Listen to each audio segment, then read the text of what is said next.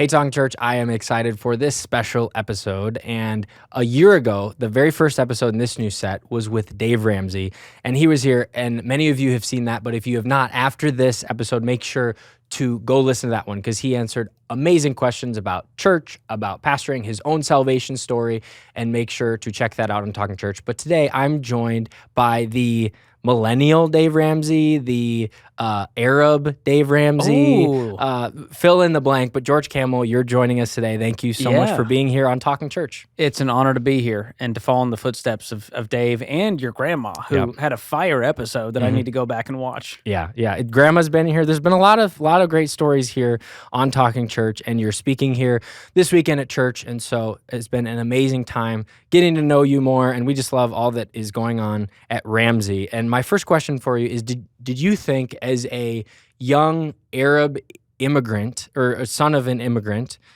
that you would end up being a financial guru? And even today at the book signing line, people coming up, you're my favorite celebrity, people are telling you. Is that what you envisioned when you were new into this world, imagining what you would do with your life? Yeah, from the young age of 5, I was like, I want to be a Ramsey personality. Yep. And I am poised to be a financial expert. I wish I could say that's the case. I, like many people who end up in what they're called to do, you sort of stumble into it and fight your way through it and sort of end up there. And so my story was very much happenstance, where I started as an intern in social media and was like, oh, this Dave guy's doing stuff. And then the plan changed my life. I started living it out, and I got on stages at Ramsey because I just have always loved doing that as a musician. And the team said, hey, that guy, he's got some chops. Let's put him out there. And so it was a story of getting a little bit more rope, being very faithful in that thing right in front of me. And over time, Dave jokes he's a 30-year overnight success. I'm like a very minutia version of that, like a 10-year tiny success. So you started at Ramsey as an intern in social media? Yeah. What made you apply at Ramsey? Like, what even made you want to be a part of that? Well, growing up Arabic Baptist, I was always, I'm also loving humor. I was attracted to John Acuff, if you know him, his writing style, The Stuff Christians Like was his book. And so I loved reading his blog, and he happened to be working for Dave at the time. And so I was following on social media, and he was looking for a kind of an intern, writer, social media guy. And so I put my name in the hat. And after a lot of persistence and pestering and, trying to prove that I had what it takes to be his intern, I got the job as an intern. So that was my foot in the door at Ramsey, and that led to, an 11-year career in about 6 different jobs. So one of the questions I wanted to ask you is, how has your perception changed of Dave specifically, being this larger-than-life character? Many people know him. Obviously, the building's named after him, right? The whole company. From being the intern to now being a personality, to where I just watched your interview you did with him in the car, and having a relationship together. Obviously, he's still your boss, but how has that perception changed? I think there's a lot of people listening, maybe they work in a church or they work in a nonprofit or an organization, to where as they grow, their relationship with their boss differs. And being that your relationship happens to be with Dave Ramsey, I'm curious. Yeah, that's, when I first started, Dave has never been this like untouchable CEO. He's there 8 to 5, working with the rest of us, eating, like he'll just sit down in the cafeteria and just eat lunch with you. He's not this guy in an ivory tower sitting at his desk. I mean, he's on air 3 hours a day talking to customers. What leaders are actually doing that, talking to the target demo of what they're creating. So I think because of that, I always had a deep respect for his style of leadership. He wants to be among the people. And then also, there's still this like, oh crap, like he's the boss. You know what I mean? Like he's still the decision maker. And so I have a deep level of respect that I try to steward wisely, even when we're cutting up on air and I make a joke about him. There's still a level of respect that I'll always have for him. And I think over time, as he saw me live out the principles and start to take the Ramsey plan, into the future with new content, bringing humor into it, entertainment, and what other shows can we create? How can we spread this message? I think he has also gained a respect for me and what I can bring to the table. And I think that's any good leader, there's got to be mutual respect there. And so while there is there's a pecking order here, there's also mutual respect, and it's been really cool to quote unquote become friends with Dave Ramsey. Right, right. I would like to say that I'm friends because I've met him twice now, having him on the podcast. And then when we were out there and when he saw me, he remembered my name. And so I was like, you know what? We're friends now. So I 100%. consider Dave a friend as Well, well. you talking to him on the podcast is probably more than I've talked to him in a single sitting. So like, when you think about it that way, it's pretty mind-boggling. Was there ever a moment where you were making a joke, whether it be on air or off air, where you thought, oh crap, like that one is not landing the way I thought it would?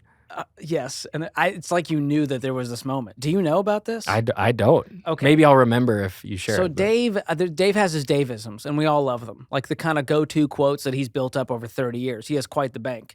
One of the things he loves to say is, if I can get control of that guy in the mirror, he can be skinny and rich. So he's saying that coming out of a segment into the radio break. I'm sitting next to him. And so as soon as he says that, if I can get control of the guy in the mirror, he can be skinny and rich. I just turned to him and I went, well, Dave, you're 1 for 2. And in my head, it was like, that's the thing you think, but you don't say out loud. And then I was like, I just said that into the microphone. to millions of people. To millions of people. And so it took him a second to register what I had just done, and it was too late. We had gone to break by the time he was angry, but we had a good laugh about it. And that's what I like to do. I just like to throw a little jab in there. As a little guy, I had to use verbal abuse because I couldn't stand up to the bullies. And so that's what I do with Dave. We have a very interesting relationship. One of the things that we talk about a lot in the church world, but it's the same in the business world, is this idea of imposter syndrome, right? You're sitting there with Dave Ramsey, and I'm sure there's been moments in your mind where you thought, who am I that I'm here sitting with Dave, who started this, telling jokes, becoming friends? How did you grow in confidence? And even today, I mean, your first book just came out. We were joking, this is your first book signing here at River Valley, which is awesome. I'm glad that we could break you in on that. But how have you overcome that lie that's you're not good enough to be here, you didn't earn your position, or you're just here because of XYZ? What are some thoughts that have come to your mind in ways that you've grown in confidence over the years? Early on, to even be in a role like this, it takes this weird level of ego of like wanting to be in front of people and on stage and be the guy and have that confidence. But it also takes this deep humility if you want to do that long term. And so becoming a Ramsey personality, like I still am like confused. Like when I get to heaven, I can't wait to chat with God about like, hey, what happened back there? That was weird. Like, why was I the guy? So there's a natural level of humility with imposter syndrome, but there's also the unhealthy side. And so the difference maker, I think, is if God called you to it, then it's a disservice to be like, well, this is not, I'm a fake, I'm a fraud. I'm like, yeah, but if God called you to it, like that's all the authority I need to be on air.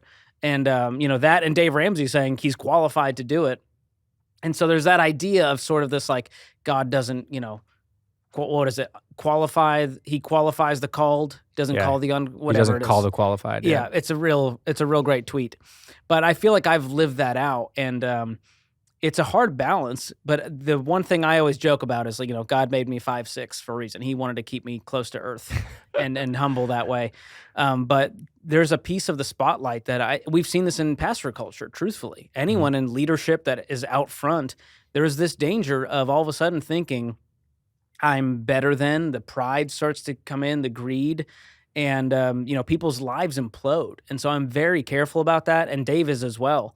And I feel the weight of responsibility of like having the mantle of this, of being one of the Ramsey personalities. So I feel the weight of like, dude, you screw up, and it's not just your life on the line. This affects people getting helped. This affects team members. And so I balance that weight every day and try to go like, I'm not going to take myself seriously, but I take my job and the weight of this very seriously. Dave talked when he was with us last year about this, his succession plan, and how he's been very open with it, talking about, hey, there's multiple personalities, there's more than one person, we're tracking Dave revenue and non-Dave revenue, we're tracking the downloads on episodes where he's not there, and he talks about that with a pride. How have you felt, even working with not only with Dave, but then with Rachel and with the family? I'm on the other side of it, to where I work with my dad. I'm in the family business, so to speak. He's been the lead pastor of this church for 29 years, and I'm, coming up on 28. And so my whole life I've been here. I've been on staff for, over 7 years now. And so I'm kind of the Rachel in that situation. How has that been jumping into a family business, not only to where there's the dynamic between a coworker and a boss, but there's also a dynamic between a father and a daughter, and obviously his other children working in the business as well. Talk about that from being a non-family member working with other family members. Yeah, well, I've had the pleasure of seeing the inside, and so when people ask questions and wonder, I've been friends with Daniel since he started. I started before Daniel did. Dave's son, who's now the president of the company. Dave's CEO, Daniel's the president. And so I got to watch Daniel grow up. Like, we both kind of cut our teeth together in marketing and sales and all these roles. And so I know firsthand the humility that those kids have when they could have the entitlement, of someone who understands like what they have been given. And the fact that Dave is like, well, if your last name's Ramsey, you got to work twice as hard for people to respect you, because he knows there's going to be the Nepo, vibes of like, well, yeah, but Rachel got that. No, Rachel busted her butt for the last 13 years to get to where she's at. And so I think having that respect for the family is a huge part of it. And also realizing like, listen, this isn't going to be Ramsey's not going to be passed down generationally to my family. And I'm totally okay with that, to get the impact that I get to make. And, I'm a W-2 employee. There's like, Dave's not writing me into his will just because I'm a Ramsey personality. Although, good idea, Dave. If you're listening, think about it. And so I think there's a clear delineation, but there's also, I treat Rachel the way I would treat any other personality. And same with Daniel, with knowing like Daniel's the president. Like, so I'm also going to have some tact with that. But, because I've been friends with the whole family and Denise, his other daughter, I have a deep love and respect for them outside of their roles. Was there anything you felt like you did that in the time that you mentioned at the beginning, to where people were seeing, hey, he's managing his stage moments well, he's funny, people like him, maybe our audience would like him. Were there strategic moments that you did along the way thinking, hey, that's an aspiration that I have? Or was it more of, hey, just my giftings kind of naturally bubbled their way up to where it got there? And I don't think either is bad, but I think some people find themselves, whether they're working in a church or in a business, feeling like, do I need to put my neck out there because that I want to preach, that I want to get that opportunity, or do I just let my gifts speak for themselves? That's such a difficult tension to manage in a career, when you're like, there's this thing I want to do over here. I can't just like raise my hand and be like, hey, I think I should do this. And so what I found over time, because I've had frustrating seasons at Ramsey where I'm like, I know I could do that thing, but man, someone needs to give me a shot. Someone needs to open the door. And so number one, if you're that leader who can see that in someone else, that is such a gift. You have no clue the impact you're making on that person's life, not even on their job here. Like, not enough leaders are telling their team members, hey, I believe in you. I see what you're doing, and I'm going to craft and give you an opportunity to do the thing I can see you're passionate about. Most leaders, they're just too scattered and frantic, and it's not always malicious selfishness. They're just not able to just pause and go, hey, what does Logan need right now? I see this in him. He's got this fire in him to do this thing. Let's let him do the podcast, and let's create a testing ground for that. And if it works, it works. And if not, Logan can eat crow. And so that's been the best parts of my career, is when those leaders offer me that opportunity. But there has been a lot of seasons where I get patted on the head, and I have a great keynote presentation for the idea. And I get patted on the head, and they go, just put your head down and keep it up, and I don't get to do that thing. And then 4 years later, I look back, I'm like, oh my gosh, I got to do the thing. And one of those was a narrative podcast from Ramsey. We have caller-driven shows, the Ramsey Show and the Ken Coleman Show, and I always dreamt of doing this like NPR-style storytelling podcast. And I always was pitching it for someone else to host, because I was like, well, they're not going to have me host it. And then I realized years later in 2019, I got to host the Borrowed Future podcast on the student loan crisis. And over time, I had proven that I had the passion and the chops to create this narrative series on the student loan crisis. And so that was a really cool God moment where I'm like, that's the thing you dreamed of 4 years ago came to fruition, and it's so easy to just fly past it because you're focused on the next thing and the next goal. So it's always been a beautiful dance of the thing you want to do with the level of tact and relational equity that you build with the people around you, and then seizing that opportunity and crushing it, being so prepared, so excellent that they can't unsee it. And that creates another opportunity, and that creates another opportunity. And it's never a straight line. It is the weirdest zigzag path to where you look back and go, wow, that's cool. Look what God did. Yeah, one of the things you said in your message, as well as in your book, is when you started at Ramsey that you went through financial peace and you kind of were even learning these principles on the way. I think that maybe is surprising to people that, they don't require that you be having everything figured out, that you be on baby step 7 right when you join the team. Talk about the organizational culture that says, hey, we're with you even when maybe you've made those mistakes. Maybe you're in the midst of that. I'm sure there's been somebody, although very few, that has made a dumb decision or a dumb purchase even while they've been on the team, and how that's handled. How has your culture allowed that, carry that? Of course, in the onboarding, you said you went through FPU. That's a part of that. But of course, everyone's on a different journey. Maybe people make less money than others. There's, people who are interns versus, a Ramsey name or then a Ramsey personality. Talk about that culture that says, hey, it's okay, but let's move forward. Yeah, Dave has said from the very beginning that we don't want people to work here for a job. Like, if this is just like, you heard Ramsey's a great place to work, don't come work here. If you're going to work here, you have to practice what we preach and live this out, because the entire world is hoping that they can point and say, nope, I saw a Ramsey team member use a credit card. See, it's all a lie. And so that is always a fear for us. And so we're very protective of that culture. And it's not a cult thing of like, listen, we're going to check your wallet for credit cards in the way in the door. We don't do that. We don't check your bank accounts. There's just an honor system of like, if you don't follow what we teach and you don't believe in it, then why do you want to sit in this place and try to help other people do it if you yourself don't believe it? So I think it's a really cool principle. And there are people all over the spectrum. And so we don't hire someone because they, oh, you have 60,000 in debt. That's the cutoff. Sorry, you can't work here. We hire people in all kinds of seasons, and some have hundreds of thousands of dollars in consumer debt, and some have been following the principles for a long time. And so the key is not how much debt do you have and what's your net worth. It's, hey, are you actively working the baby steps? Mm-hmm. That's the indicator. And we see that marriage is the same way. I would never tell someone, oh, don't marry them. They got $100,000 in student loan debt.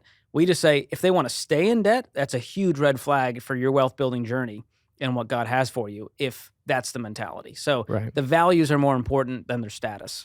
Yeah, I think there's a lot of pastors and church leaders that are listening that can take that same principle into their own church, and as well as church staff that should think about that for their leader. There's things that the Ramsey way, you talk about it, we're weird, right? We're weird. We want you to pay off your house. We want you to use a debit card. Cash is better. Drive a hoopty car. All these things that are weird, that are not normal, but you say that's who we are. That's our culture.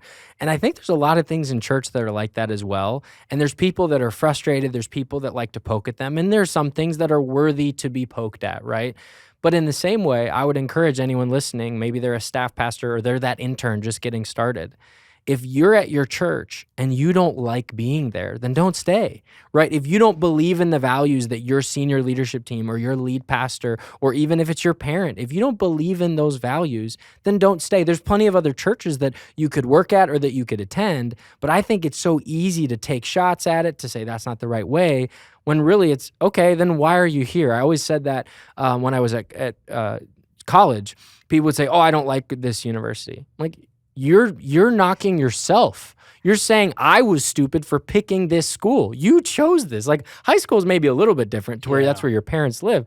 This is college. Why are you doing this? Have you sensed that with others? And as people talk about, it's such a great place to work. Have you seen people and said, hey, I think it's better for you to go, and seen them thrive? Or has it been attention where people stay too long?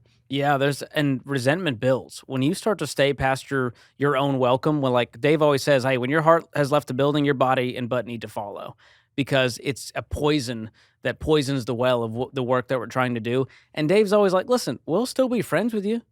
We'll see you around. We can hang out, but don't be here when it's going to be a distraction to the team and your heart's not in it. And you're the only one that's really angry. Sometimes we don't even know. And then the person leaves finally after 3 years of bitterness for whatever their reasons are. And we're like, dude, why didn't you leave 3 years ago? And sometimes it's financial, like, well, hey, I needed a job. I needed to get that next thing. But when it's your time, You need to go. And I've seen a lot of people come and go over the Mhm. last, when I started at Ramsey back in 2013, we had about 300 team members. We're now over 1,000.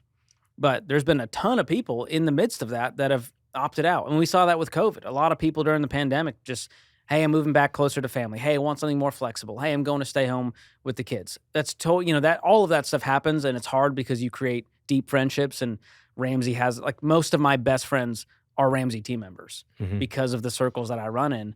And so it's a hard thing when someone leaves because it can feel personal. And as the Mhm. leader, you've got to detach the emotion of this was a personal move versus this is what is best for them and it's what God has for them. Right.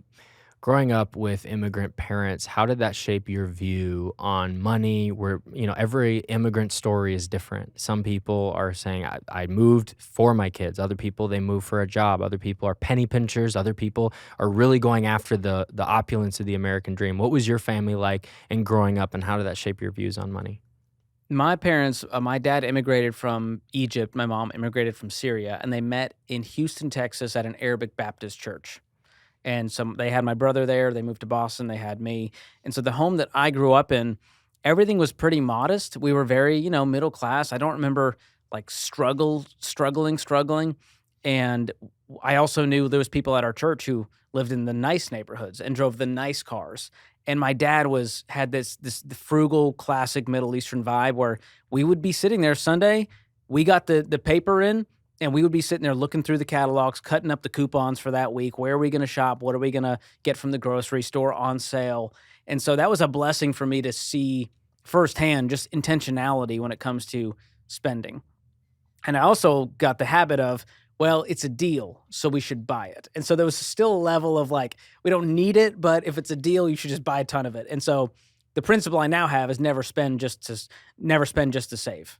And a lot of people out there, we fall for the deal. And the marketing has changed dramatically from back, 30 years ago when I was a kid to what it is today. And so my dad, I learned how to negotiate. I'd see him sit down at the car dealership and my mom would have to go to the car because she was like, I can't handle this. Like, it's going to be 2 hours of going back and forth. But I love that my dad dealt with that, financial conflict in a healthy way, in a kind way, but a firm way. And so I think that I have that spirit of my father when it comes to frugality and negotiating. But we didn't know anything about, making money. It was just about saving money. So when it came time for college, we didn't have anything saved. I took out student loans. I didn't really know what they had going on except like, I think dad's got a pension that he'll be okay one day. And so that was my knowledge of money growing up. I did not have any background outside of that. Mhm. One of the questions I got on Instagram, I said, hey, if you have any questions for George, they mentioned that a lot of times it's the main focus can be on cutting expenses. That's a big thing that is talked about. And Dave often says your greatest wealth building tool is your income. And you've said it and others have said it. Is it that is the main priority and that income growth is a secondary goal, or would that be a false perception of the Ramsey way? That income is the focus of like getting your income up? No, that cutting your expenses is the focus. Rice and beans, beans and rice, Oh, going gazelle intense yeah. versus getting your income up, or are they coinciding? It's just the other one is what gets more of the clicks in the story behind it. Does that make sense? The question I'm Yeah, asking. well, we always say that you've got a big hole, you need a bigger shovel. And so that's the income to debt ratio. But there's also in our plan, baby step, 0 through 3 is intensity. That's the gazelle intensity Dave talks about to get out of debt, get the emergency fund so that you have the stability and foundation. Baby step 4, 5, 6, where we're investing for the future and paying off the house early, we say you move from intense to intentional. And so a lot of people, they have a hard time turning that corner because they flex the muscles of frugality. And now they're like, oh gosh, I'm going to go upgrade that car for $10,000 after driving the hoopty. It hurts emotionally. But we've also found that, people's quality of life, like you can increase it in baby step 4. And so while spending less and making more is always going to be the formula for margin to do whatever you want to do, whether it's giving, investing, there's also a level of like, it's okay to go on the vacation, dude. It's okay to give to that thing. Not everything has to be in this season right now. So that's the hardest part, is helping people set those goals for themselves. How much should we be spending, saving, giving in this point in our life? One of the things that I found so interesting is I've been listening to the Ramsey Show for years. I did Financial Peace when my wife and I were engaged. We're coming up on 7 years of marriage, and so I've known this for a while. Obviously, we give this as a church away for free because we believe in it so much. um, i- you've done a lot of research and you shared a lot even in your message on the quantitative research of people who struggle with paying rent, people who struggle to pay their home, people was it 51% worry about money daily? Was that the stat? Yeah. And so this is a worry. And for people who are listening, who are in the ministry or who are involved in their church, this is something that people care about deeply. Have you seen any of the qualitative data following that as to why that is, and even kind of getting in the mind, putting our John Deloney hat on here, of the psychology of what people are dealing with, the people that you're on the phone with talking to? The path is simple. I mean, there's no simpler plan than the baby steps. There's no clearer plan. I mean, you guys say it over and over again. They really haven't changed at all in many, many years, yet people continue to fall into the same traps over and over again. What are some of the psychological markers that maybe those who are pastors or ministry leaders or those who just want to help, who maybe don't deal with those, that you've seen people fall into that trap over and over again? Yeah, well, a lot of people, the psychological piece of this that you have to grapple with is that you're not that special, that you're not that unique. Everyone that calls in is like, hey, I know what you guys say, but it's 0%. Or, well, there's this family thing. And the truth is, the plan is the plan. The Bible says what it says about money. It hasn't changed in thousands of years. Dave's plan hasn't changed in 30 years. And every time you do it, it works. So on the qualitative side, what we've seen, especially in congregations, is when you focus on financial wellness for your people, they have a better quality of life, number one. They're able to be more plugged into your church because they have more time and ability to focus on what you've got going on, because every church has 1,000 things they're wanting people to get plugged into, whether it's volunteer here, or hey, we have this missions thing here, or hey, can you support the camp that's coming up? And there's all kinds of obligations they have in their day-to-day lives, let alone in their faith life. And so the more we can free them up to have more margin, the better they're going to be at stewarding the resources, the more plugged in they're going to be. And then what we found is the byproduct just happens to be, oh, they start to give more because they're making it a priority and they actually have money left over at the end of the month instead of not enough. And so that's why at baby step 7, at the end of the plan, it's this open-ended build wealth and give. Totally. And that looks different for everyone, but we found that if that's not the end goal, then it becomes an endless chase of nothingness. This analogy just popped in my mind, and I'll get your reaction to it to see if I'm on the right track.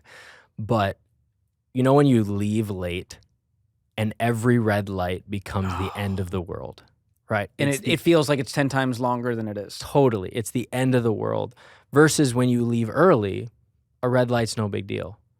I think about that with our money as well, right? When you have paycheck to paycheck, when your bank account is this going to be approved or not, the stress that you feel becomes that red light to where you're so mad. It's almost like it was the light's problem as to why you're late. We blame it all the time. But I've said this before, you can't blame traffic if you left late, right? And I think a lot of times with money, we blame our outside experiences. We blame everything that's happening in the world as the problem, whereas really it's our own decisions that led us down that path. I feel like I'm a Ramsey personality. That was good, here. man. Get this guy hired. No, that's such a beautiful analogy. And I think about this when you mentioned paycheck to paycheck. I talk about this in Financial Peace University. In the emergency fund, baby step 3, when you're broke, it's hard to have good luck. Everything's always breaking down. Life's just happening to me. And all of a sudden, you get above that, you get out of debt, you have the emergency fund, you weirdly have less emergencies. Like life is just sort of like, oh, okay. And there's a good reason. It's not really luck. You're able to buy higher quality things, take care of the stuff you already have, maintain it, cash flow the expense that comes along instead of going into debt for it and paying for it 6 months down the line. And so when I was broke, that car repair, you remember the exact amount when you're broke. You're like, that was $802.36. And now that we're at a different place financially, my last car repair, I could ballpark it. I was like, I don't know, $300, $400. And it was we just yawned and moved on. Mm-hmm. And that to me is a huge part of financial peace. And when you're so strained and tight, you're also less able to live life with an open hand. You're less likely to give. You're less likely to see that opportunity. And that's a huge part of why I advocate for getting out of debt. It's not just this debt is bad, the companies are coming after you. It's a part of it, but I just know the quality of your life you just release all the tension in your body. When we see debt-free screams on our stage, the people are levitating. Their posture is better than ever before. When you're in debt, you're just sort of hunkered down, just white knuckling it through your life. Totally. One of the last episodes we did, we talked about prayer, and a friend of mine, Ryan, was on, and he actually was our first Instagram reel that hit 1 million views. So that was Whoa. great. Yeah, Congratulations. great Spreading story. the message. So thanks, Ryan, for that. But he mentioned this story that he was praying about, or his dad, they have a family businesses that they own. His dad was praying about this decision, and it felt like a slam dunk decision of this, go with this company. It'll be a good revenue boost for them. And just in prayer, the Lord said, no, don't do this. And so he didn't do it. And I think it was around 6 months later, I can go back and listen and verify, but that company actually went belly up, and they would have lost Whoa. basically their whole company with them on that. When you think about the financial component, how has the spiritual impacted or been a part of this journey from getting out of debt, from starting a marriage, from following after the things God has said?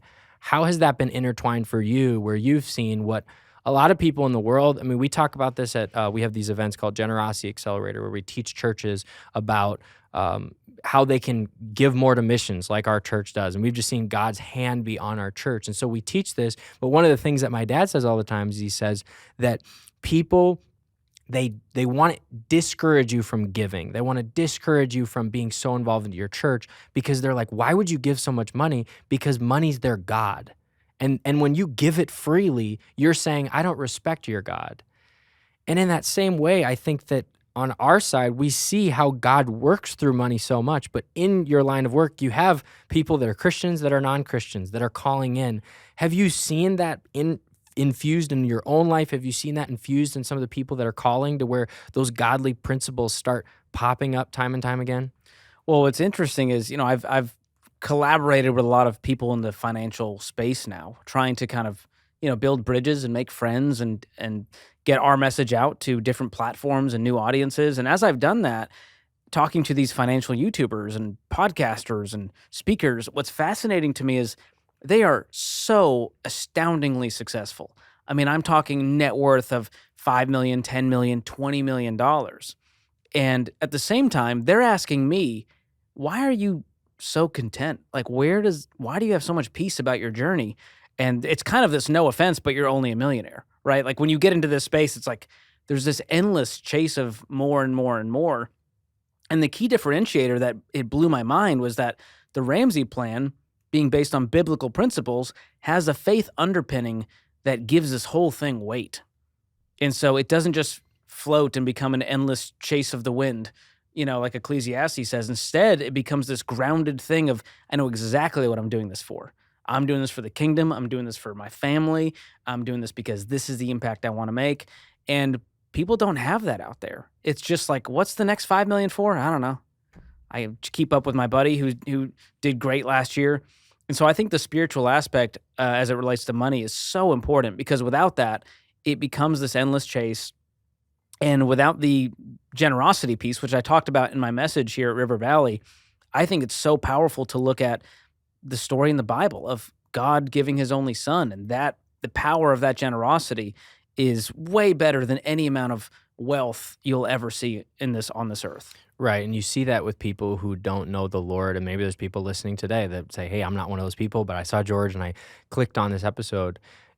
There's no end, right? What is the purpose, right? The Bible says that, why store up your blessings on earth where moth and vermin destroy, right? You can't take it with you. You made a joke in your message that you're not going to take your sky miles with you to heaven, which I thought was funny. But it's so true that so many people, and if I can be honest, many Christians, they fall into that trap of really trying to build up to keep up with, the Joneses, or to keep up with this idea of, this is where I should be. I'm going to compare myself to others because this is where I need to be at. And of course, there's a healthy version of that, of tracking. Okay, where am I on track for retirement? Are we saving for kids' college? There's a healthy version, but there's a very easy slippery slope of unhealthiness that so many people fall victim to where they say, no, I'll be there if I just get to that point, or I'll be there if I just get there. And again, pastors do that all the time. Maybe it's not with the money that they're making, but certainly with the attendance that they have in their church. certainly maybe with the money their church raises or the money that their church gives. And for us, we kind of have seen ourselves just blow past any number that we could ever have. And it's so easy to say, well, 11.6 million for Kingdom Builders was great, but we missed our goal of 12, and kick ourselves and remind us that, 14 years ago, we would have been thrilled raising a few $100,000, or once we hit $1 million, or once we hit 5 million. It's just so easy to fall victim of that. As you've been on staff with Ramsey, have you had moments where you've had to fight against that attitude of contentment? I mean, your boss, whether he's a billionaire or not, he's pretty close. He's owns everything, no debt too, which some people, it's like, yeah, I have $1 billion of assets, but I have $800 million of debt, whereas he's got no debt. He owns it, free and clear. He's got a lot of toys. Yeah. He travels, he does things because he can. He's in baby step 7. His baby step 7 is more like a, 7 with 7 exponents on it. But he's still there. Have you felt that as I'm a Ramsey personality now. I've got a book that's come out, and I don't know if you've got any royalty checks yet. It's only been out a month, but have you seen even the enemy start kind of tempting you with that? Well, I was on that person's podcast and I talked to that person who's a billionaire. Have you seen that, or is it just, I don't know. I've fought against it so hard early on that I'm not dealing with that. Man, that's tough. I think, when you look at the goalposts, the problem is they're always moving in this world. And so, if you say, hey, my goal is to become a millionaire, well, you get there. Like, we woke up one day and the net worth statement said we're millionaires and our life didn't change. And then all of a sudden you're like, what about 2 million? Like, what about 5 million? And so the goal is always going to change. And I think there's a healthy version of that. And, we were made to contribute. And part of that is having clear goals and having vision. The Bible talks a lot about having a very clear vision. There's nothing wrong with setting those. And Dave likes to set what we call BHAGs, big, hairy, audacious goals. So it's always the I don't think we're going to make it, but we're going to try. And what happens is if you set a $10 million goal for giving, you might hit it, and that's great. But if you set a $12 million and you hit 11.5, well, that's always, you're always going to kind of lean towards the thing that stretches you a little bit. And I think there's a beautiful piece of that where the gap is where we have to trust God. If we set a goal that's too easy, we just knock it out and we think, look at Logan. I did it. I lost the weight. I got the number. But when it's a little bit scary for you and you're going, God, I don't think we can do this, and I know this is what you're calling us to do. We need your help. That's when you have those abundant blessings on the other side. So as far as those financial goals for us, our life didn't change when we hit $1 million. It's a fun milestone. We don't get to retire. And there's still goals of what if we could pay cash and upgrade the house with cash one day? And what if we could upgrade my car because it's 10 years old and one day I'll get... But I think the goals slow down and you learn to be content. And what's been beautiful is having a new daughter. Our first baby was born about 6 months ago. That makes you slow down. And you're like, none of this matters. She doesn't need to exist in a 4,000 square foot home. She fits in a tiny crib and all she wants is your love and affection.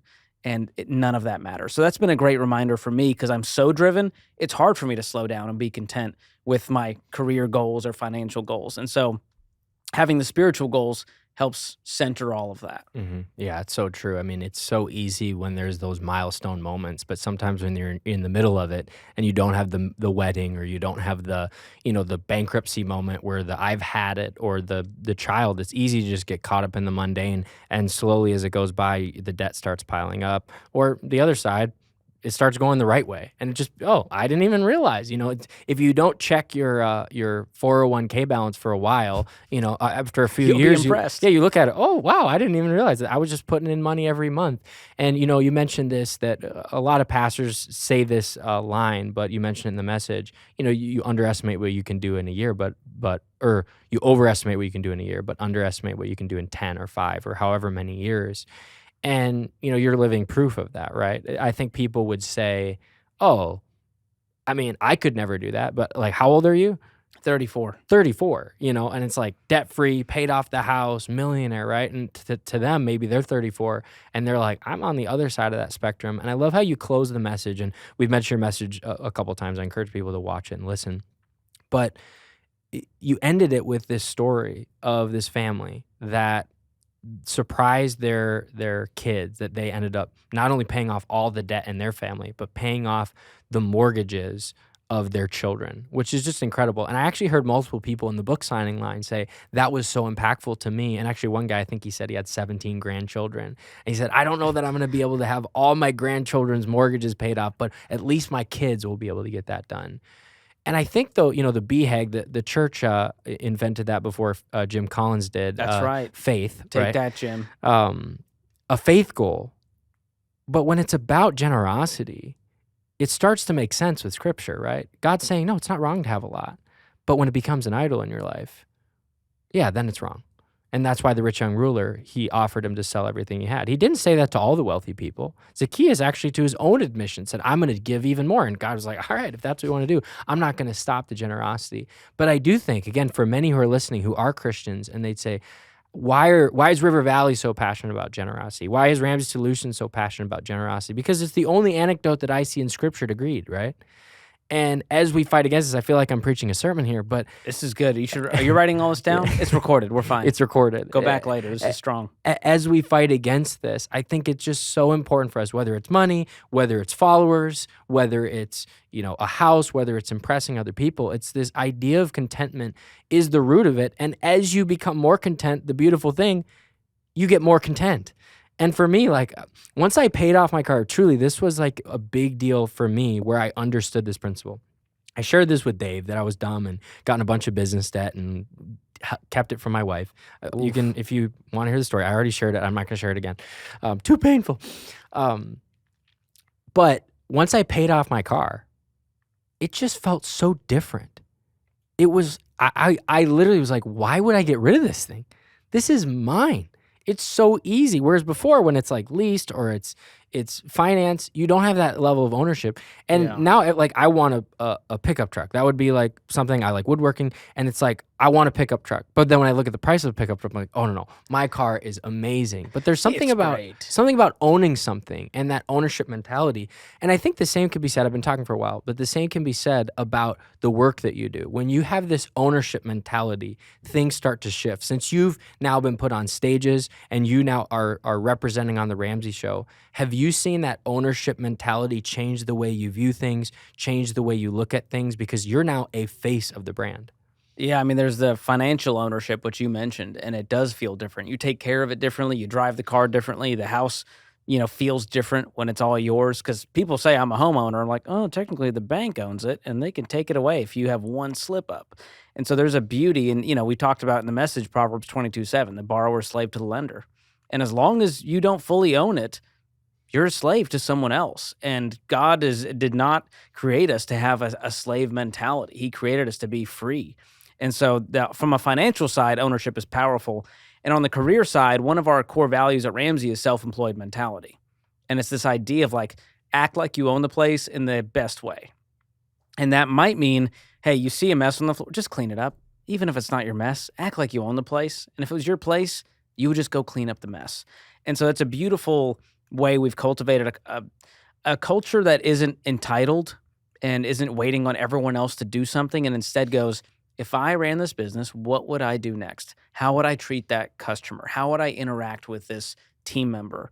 And so I love keeping that at the forefront when it comes to ownership. And again, we're stewards of everything entrusted to us, our careers, our finances. So when you think about it that way, you sort of rise above it. You're sort of looking down at your own life going like, all right, if this was a game of chess, like what is the right next move for George Kamel Incorporated because he works for God Incorporated? And that changes the decisions and it makes them a whole lot less selfish.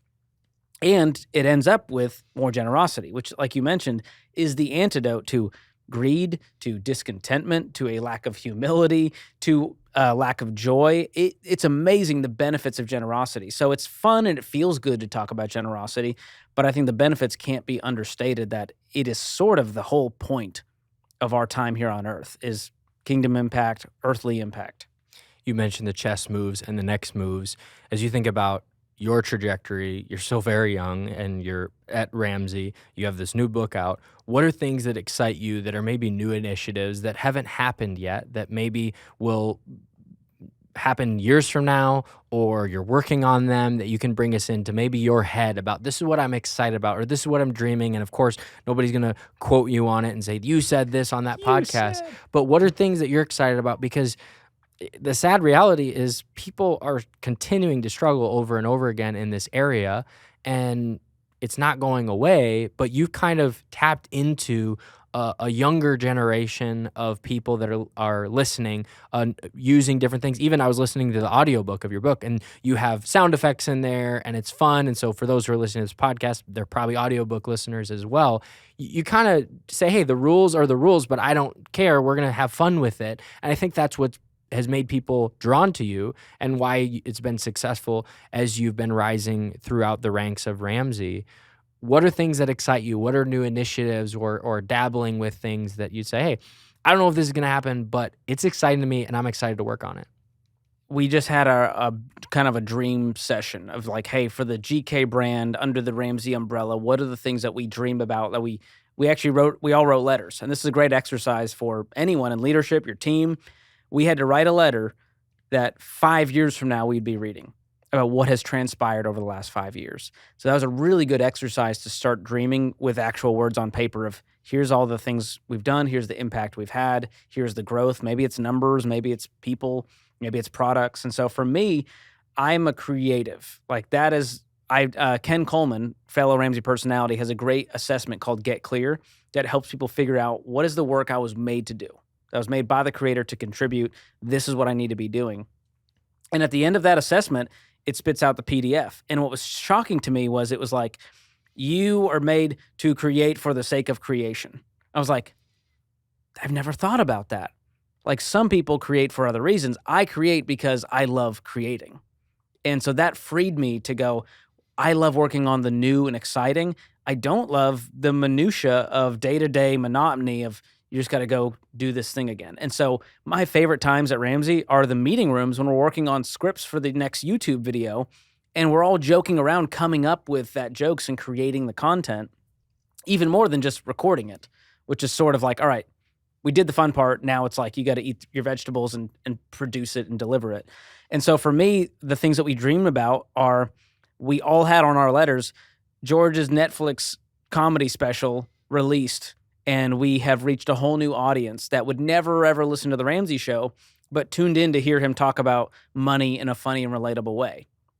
So that's one thing that I dream about. May not be Netflix, but just creating a comedy special from Ramsey with my brand of humor that also carries the message in my story would be incredible. The first 5 minutes of your message was, a teaser for that. That's right. Yeah. We can weave that in. Yeah. I'm testing it on the road. Yeah. That's how comedians do it.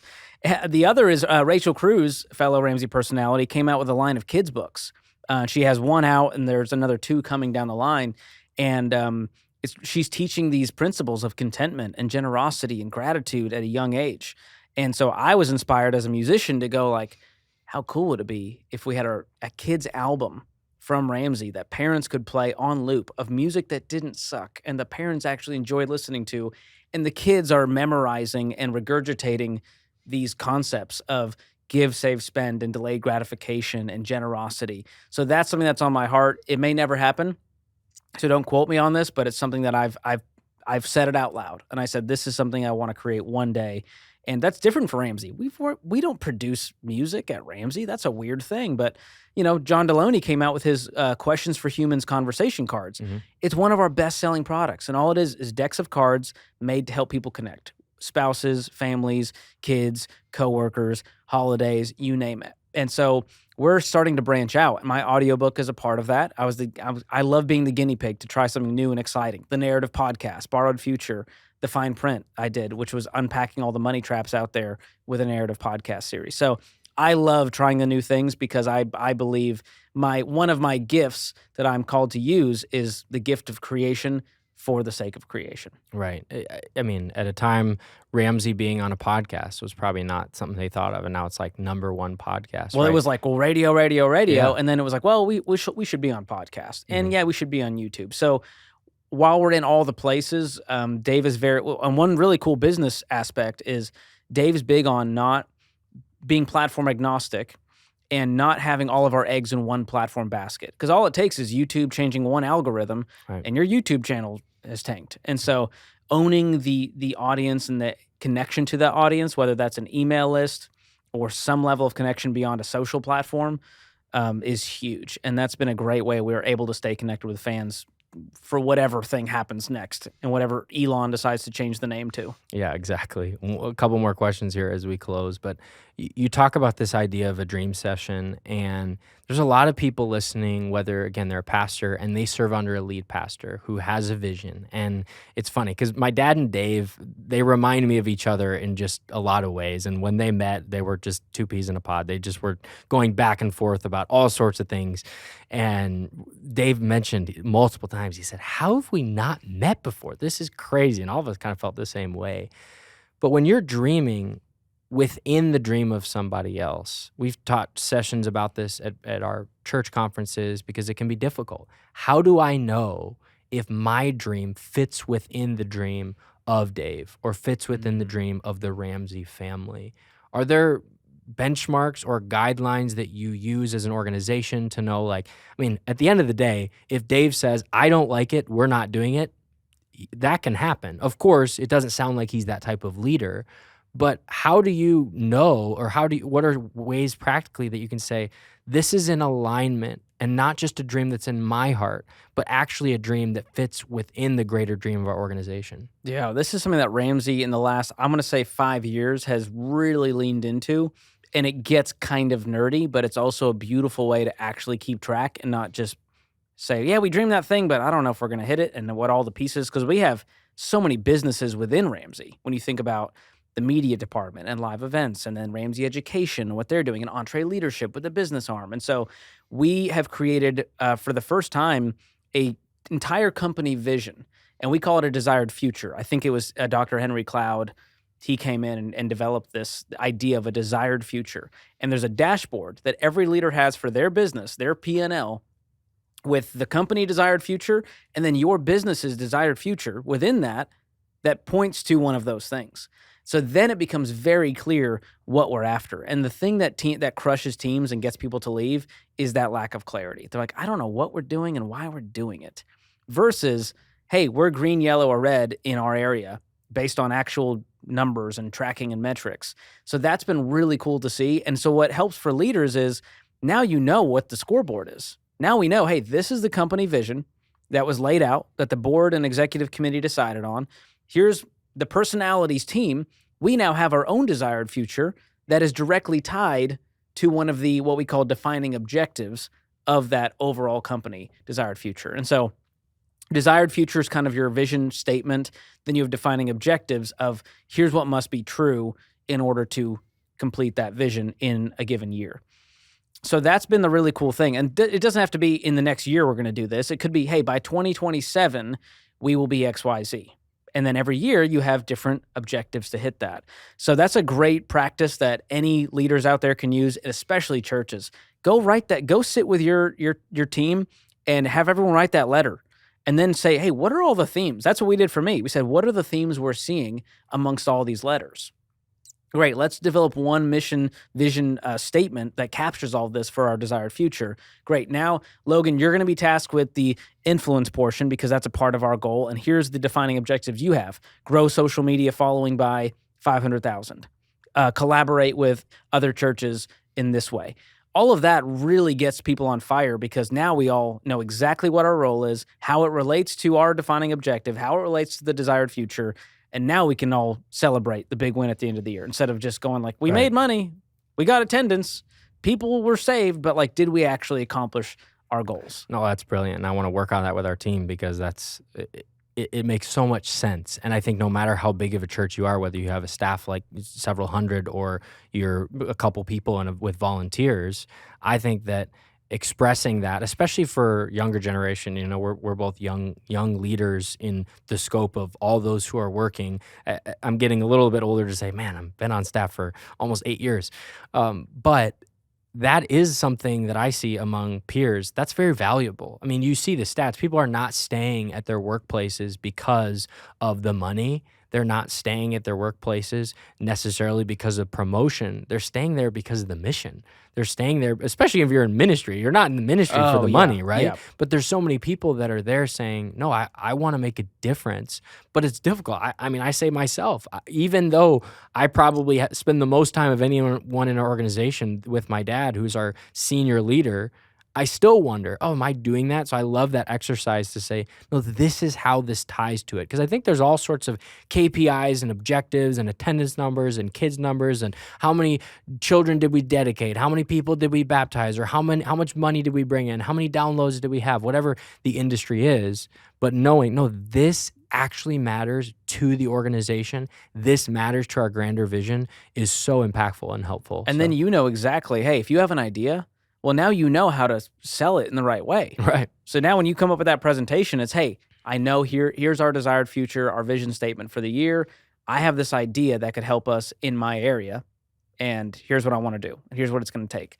Well, now it's a no-brainer. They're like, this is great. This is the initiative every leader wants to see from their team. Right. So it's a very different mentality versus I've got this idea, and it runs perpendicular and kind of steamrolls and takes away resources from what we're trying to achieve. And so that's what I found works for me to get at 11 years at Ramsey. That is the leadership hack. Align your goals to the leader's goals and to the company goals, and all of a sudden you're going to see more opportunity come your way, and you're going to feel more fulfilled. You're less likely to leave because, number one, you're doing the things that you want to do. Number two, you have great leadership who've allowed you to take those opportunities. And so if you can't do that, it's probably not the place for you. And it's one of the reasons people leave their jobs is because of poor leadership. I mean, we all have the toxic boss stories. Hopefully that happens less in ministry, but it still happens. It's similar. You know, and luckily River Valley is run so well. I've got to see just some of how it's run on the inside, and I'm just so impressed with the level of excellence. And I think that means you're going to have more people flocking to work here, more people excited about the mission, more people passionate, and they'll stay longer. I've been at Ramsey 11 years. That's like a record for a millennial to hold a 11-year career at any one given place. But there's a beauty to just committing and planting roots deep in an organization. So good. Well, this conversation has been incredible, impactful. I know those that are listening. Any last message you'd want to share to ministry leaders? I know you get to share to a lot of people all the time on your podcasts and shows, but any message that you'd specifically say to those who are in ministry, whether they're on staff or on a volunteer basis? Well, I don't get to talk to ministry leaders a lot. So I would say, number one, I know it can be a thankless job at times, sometimes financially, sometimes emotionally. The level of just complaints and people's opinions and congregation, like, you know, church would be so easy if people weren't involved, but we're all fallen people and have opinions, and we all have our thing we're trying to do. And so I would just tell them, keep going. Remember what you got into this for, and whatever you need to do to get yourself in a financial place to where you can be more focused on your family and on your job and this mission for your ministry, it's worth it. It's worth it to get out of debt. And if God has never presented someone with an opportunity that was debt. So anytime someone's like, I have this opportunity to go $40,000 in debt and God's calling me, I go, nope, that's last night's pizza, dude. Like, while God calls us to pretty big leaps of faith, they're not going to put our family at risk financially either. And so I think there's a really tough thing for ministry leaders to grapple with when times are tough and the economy's crazy and the congregation can't give like they want to. Don't take the shortcuts. Like, that is not, I mean, sometimes you got to go through the desert, and it's going to take longer than you want to get to the promised land. But that's the path, and that's the way God has intended it. And so keep going, get your people the financial wellness they need, and put your own mask on first. And so if you're sitting with debt while telling the congregation to get out of debt and give more, it's going to fall on some hollow ground and some rocky soil. So walk the talk and get Ramsey Plus in your congregation and just see how God blesses it. Yeah, it's so good. Well, thank you, George, for this conversation. Again, thank you for all the work that you do. For those listening, make sure to get George's new book, Breaking Free from Broke, right? That's right. And if you haven't listened from last year's episode of Dave, go back after you've listened to this one now. Go listen from 1 year ago, the episode we did with Dave Ramsey on Talking Church, wherever you listen to podcasts, and check out George's YouTube channel and all the things that Ramsey's doing. And I'm excited for the Netflix comedy special coming soon. One day, my friend. You're a fantastic interviewer, by the way, and so I can see why this podcast is really reaching people. And one of my favorite interviews ever that I've done, and that's all to your prep. It's all in the preparation. Well, you heard it here first. Thank you for the compliment. Let another man praise you. Until next time, thanks for talking church, George. Thank you. Thanks so much for listening to Talking Church on YouTube. I hope this episode was helpful for you. You can find a bunch of different episodes right here that are linked that maybe you've not caught up yet, or maybe this is new to you, finding Talking Church. Would you consider subscribing to the YouTube channel? It helps us out a lot. Get this message out there to more people and hopefully helps you out as well. And feel free, write a comment, ask us a question. We want to hear from you. Thanks so much for being a listener to Talking Church. We'll see you back soon.